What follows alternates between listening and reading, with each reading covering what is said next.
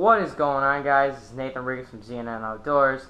I was just sitting around today, doing homework, and I'm thinking, you know what? You guys probably want to see a video about some fall baits. This is the time of year where people start to realize that it's kind of getting tough to fish. They don't know what to throw. They're kind of getting lazy and quitting fishing early because they're not catching anything. So I'm going to put together my top 5 hard baits for the fall. There will be a soft baits video, so look out for that too. Alright, so we're going to get right into it with some spinner baits here. These are probably my all-time favorite hard bait. I mean, they just flat out catch fish. You got a Colorado Indiana, Colorado Willow, and a double willow. Pretty much the only 3 spinner baits I ever use. In proportion is not something that's always true with spinner baits. A lot of people think, I gotta use a smaller spinner bait in a pond because they're just not going to eat the bigger spinner bait. That's not true. Bass eat spinner baits because it's pure reaction. If they see a little bit of a smaller one, yes, they probably will catch a little more fish than this big honking one. But it all just depends on how much flash you give off and when you use it. So this little spinner bait I like to use when there's not a lot of bluegill. The bass are eating up on shad, really small minnows.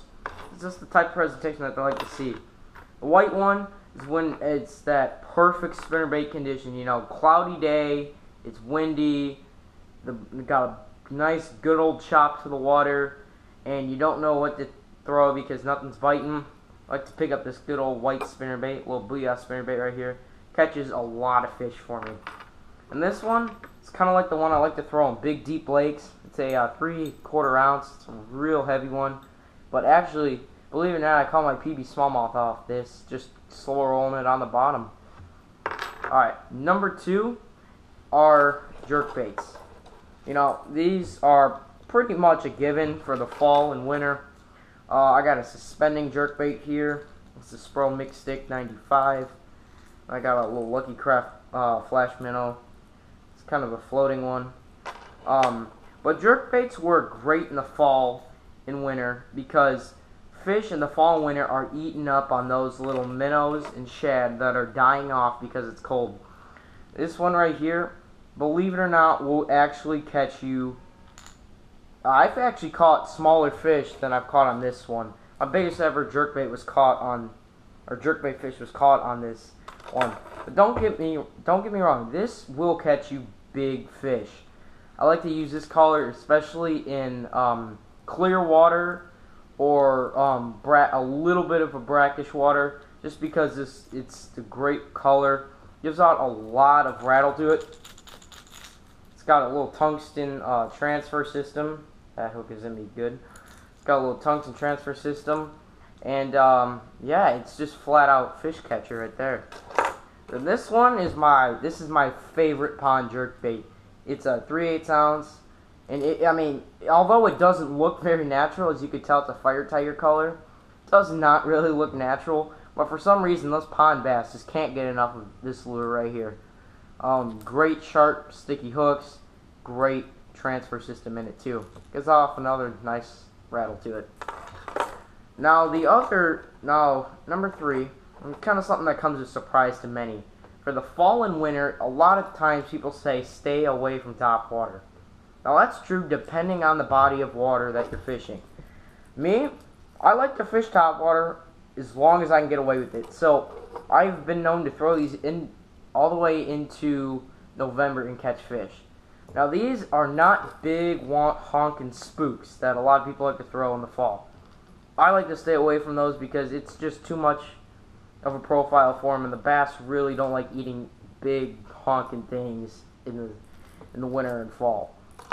So this one right here kind of looks like a little frog or whatever it kind of looks like to the fish, but it's a bubble popper. Both of these are bubble poppers. So as you can see in the mouths, they're both cupped, so it's going to give off nice bubbles, and they're both poppers and walkers. So it works very good. This is a Megabass right here, one of my favorites, and what makes these 2 lures special are those feather tails. For some reason, if I can get away with it, I'll even put them on jerkbaits, feather tail trebles, just because for some reason bass love those feather tails. I don't know what it's supposed to look like to them, but they really love it. So try these out. Now, don't be going and throwing them in, I mean, when water's 40 degrees. But I like to throw them in all the way up to the water's till about 45. And then I'll stop throwing these. But until then, I'll throw these all day. And make sure it's not fluorocarbon, because fluorocarbon will sink and you won't get the action that you want out of it. Number 4 comes to no surprise if you know me, are crankbaits. As you can see, I got 4 different types of crankbaits right here. That's because I throw all types of crankbaits and I absolutely love them. So we're going to start off with the big one right here, everyone's favorite. This Strike King 6XD. As you can tell, this thing's got a lot of nice rattle to it. It's like just like pretty much every other deep diver. That was about 19 feet, and this is what I'm using in lakes. I'm not throwing any square bill. I'm not throwing anything that dives less than 10 feet. Because those bass in those big lakes are not really up shallow once you hit this time of year, which is November. They're pretty much going deep, starting to sit at the bottom. So that's when I'm throwing this buddy to get down there and catch those fish. Great clear watercolor right here. This is clear sexy shad.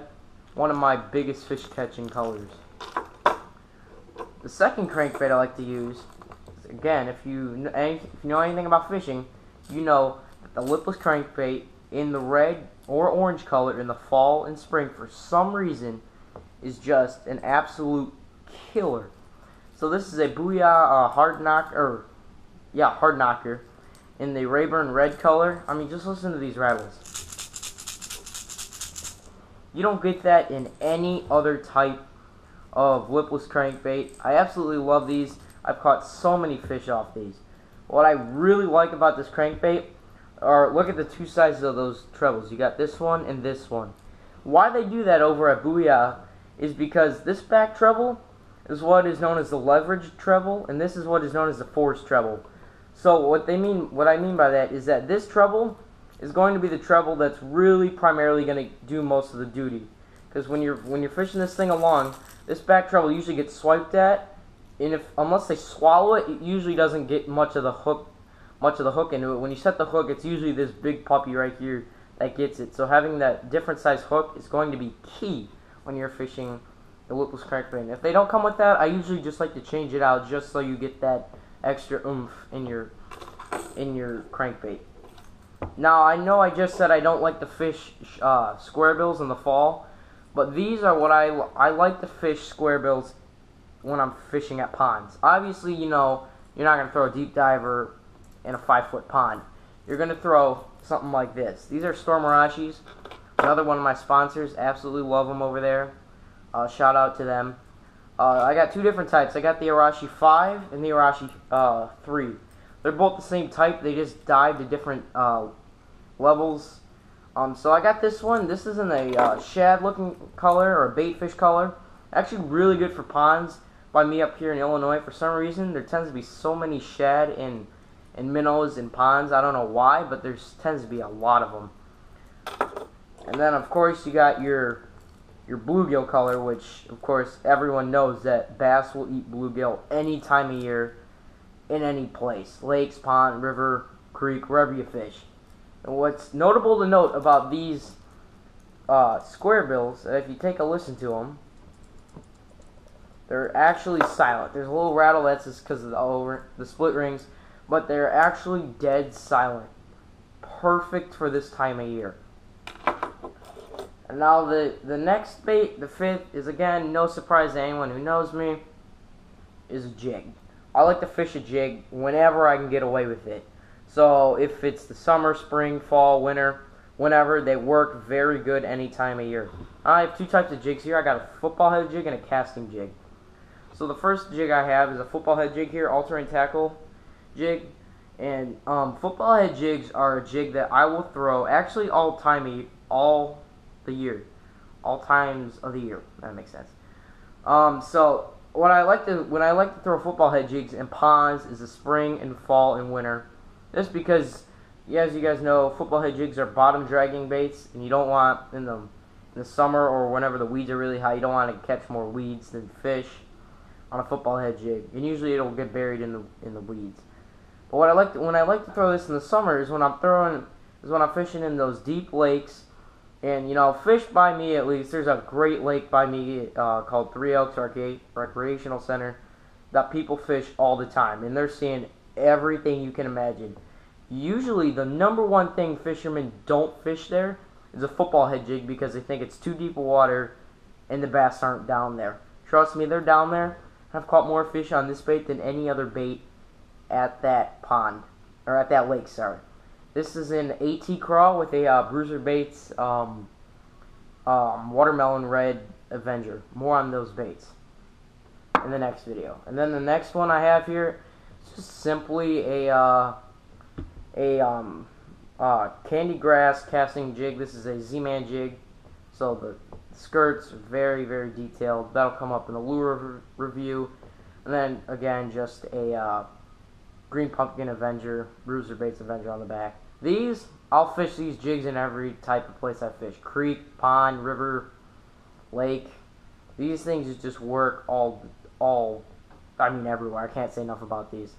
This is in 1/4 ounce. I forgot to tell you, 1/4 ounce, and this is in 1/2 ounce. So I hope you guys enjoyed.